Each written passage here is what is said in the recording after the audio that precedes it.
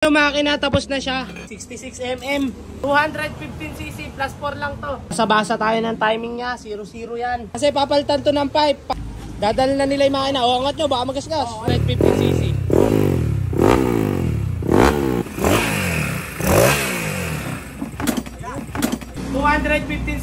NMAX V1, gawa na. Tapos na. Ginapi tayo. Parang kabayo. Boss, thank you. Mag-video po tayo na boss. All goods na boss, ingat kayo. Solid, thank you boss. Thank you. Good day mga boss, meron pala tayo NMAX version 1 dito. Ito NMAX version 1 na to. Ang gagawin dito ay 215cc. Bale ito, kinalas na to kahapon. Hindi na natin siya na-videoan kasi nga ay ala tayo dito. Pero ito, kalas na to. Ito yung pinanggilid natin noong nakaraan. So yun, ito, shoutout muna sa bayo kong pogi, Mala Daniel Padilla. Kaya ito, M3 pala nila boss, ginagawa. Tapos ito yung makina na 215cc. Bali bago lahat ng kinabit dito. Pinalitan to ng bagong pang ilalim, saka bagong block. Ang bore na to ay 66 na. 66 yung bore. Tapos dinidegree na rin. Ito yung head niya, yung RS8 na bago. Napakaganda ng head na to. Quality re, quality. Ito yung cam, yung kasama niyang cam na RS8, yung ikakabit na rin natin dito.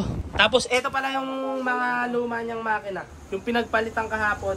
Ito yung stock head. Nakakabit na block dati dito ay Project FI. 63 LIBOR na to, 63. Stock lang pala yung sigunyal niya, yung pinagpalitan. Ito, malangis-langis pa. Ngayon ang ginawa dito, nagpalit kami ng plus 4 na crank, post 66 na block, tsaka RS8 na head, post throttle body, palitan din natin. Yung makina tapos na siya. Dinigree din to, binasahan na ng mambabasa. Ayan, tapos ito yung head, RS8. Tapos ang block, JBT. 215cc plus 4 lang to. NMAX B1. Napakatindi ng may-ari nito. Ano pala to yung may-ari nito? Champion to ng scatter. Isang araw, nanalo siya ng 30,000 ata, tapos pinasok sa ating kalahati. Ayun naman, nanalo uli siya. Ewan ko, baka 100k na panalunan. Kasi ang laki ng gastos niya dito. Ayun o, kasi pinalitan ng buong makina. Ayan, halos lahat bago.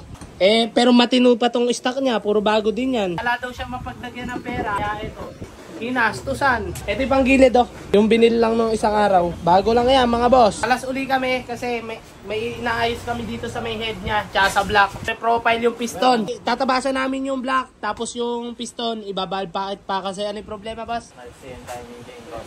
Maiksi yung timing chain. Kaya kailangan namin tabasan yung block. Tapos i-reprofile yung piston. Kaya hindi siya umuumpog. Apakapogi na itong makina. Bagong-bago par. RS8. Yung block, JBT. 66mm. Tapos yung crank niya, plus 4 lang. All goods na rin mga papa. Basa tayo ng timing niya, 0-0 yan. Kinalas na uli yan, di na pinakita yung video. Ito yung valve packet ng piston niya. 66 to, 66. Ito tensioner, pinalitan din yan. Kaya kinakabit na ni Justin yung piston ring. Sobrang ganda ng head na to. Ito, kompleto. May rocker arm, meron din tong cam, tsaka valve seal. Tapos na itong makina. Ito na yung makina. Ngayon, dadalhin to sa pare elbuhan ng pipe. Ayan, nabubuhatin na nila yan. Kasi papalitan to ng pipe. Ito yung makina, dadalhin na nila. Dadalhin na nila yung makina. O, angat nyo, baka magasgas. Ayan na po yung makina niya. Jasper na yung kasama. Dadalhin na muna nila yung makina. Ayan, nila boss. Nila yung may-ari. Para mare elbo na. Boss, ingat ah. All goods na. Nare elbo na rin pipe niyan. Nare elbo na. Ginabi na. Andar na ba? Hindi pa, bali tapos na pala yung NMAX version 1 na to. Buo na siya, nabandar na. Kaya kagagawa lang.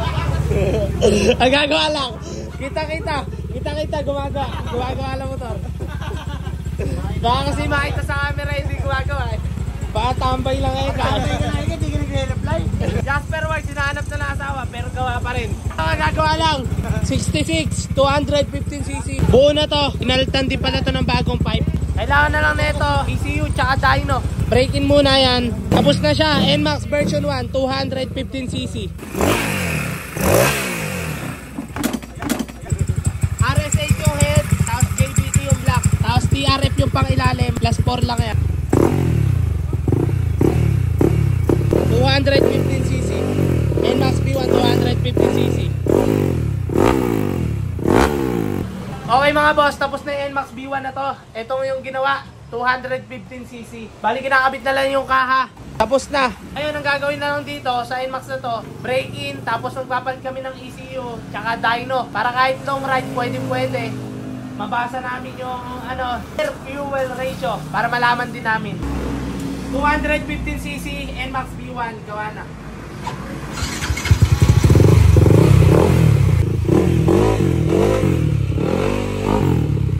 Gawa na. NMAX V1. Tapos na. Ginapi tayo. Parang kabayo. Brake it pa yun. Hindi masyadong tetestingin. NMAX V1 215cc. Hagod lang muna. Hagod lang. Okay na, Papa. All good. Okay na to. Okay na. Ano par? Goods pa? Okay na, makina. Ayan, sa mga gusto magpaka-schedule, message lang kayo sa page para ma-replyan kayo. Kahit bore up, kayang gawin. Bore up. All goods na, motor ni Kuya. Uwi na pala. Boss, thank you ah. Ingat niya. Boss, thank you. Ano yung video mo tayo na boss? Goods na yung motor ni Kuya. 215cc. Siya yung may-ari. Yun, uwi na sila boss sa Palayan City. Babalik sila mga ilang linggo para maipa-dyno natin yung motor, maipa-tune. Pag mag-start ka pala boss, kahit huwag mo na silinyadora na. Okay boss, preno mo. Ayan, gagamayin mo lang, huwag mo boss biglang nakasilinyador. All goods na boss, ingat kayo. Solid, thank you boss. Thank you. All goods na Papa. Maraming salamat mga idol, love you.